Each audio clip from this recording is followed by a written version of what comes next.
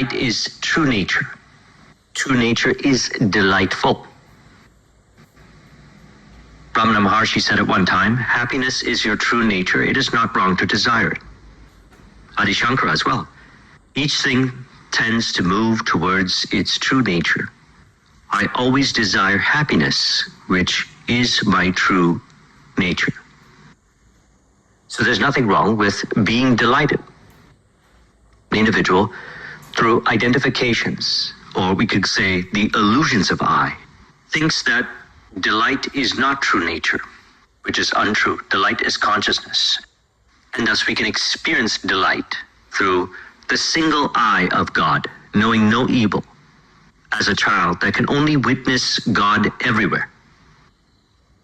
See, all that matters is the relationship with God, as from the sure foundation of God.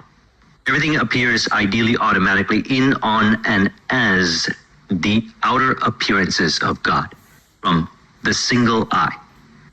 I and the Father are one, but my Father is greater than I, and thus I can only witness greater degrees of delight or happiness appearing more and more so each moment. Today's conversation is also inspired by Lessons in Truth by H. Emily Cady. We will be discussing Lesson 6, which is on faith.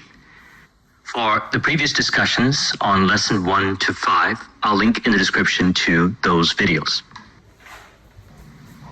She says, referring to Hebrews 11:1, faith is the substance of things hoped for, the evidence of things not seen. In other words, she says, faith takes right hold of the substance of the things desired and brings into the world of evidence the things that before were not seen. True nature is love, happiness, peace, bliss, fulfillment, prosperity.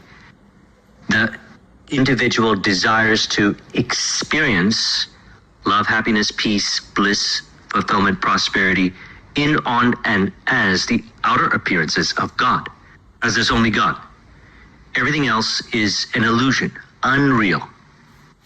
We can say illusions of I, as we discussed recently. I'll link in the description to that video.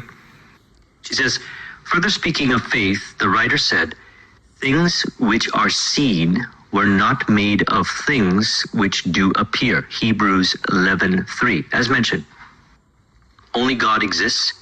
Only God is real.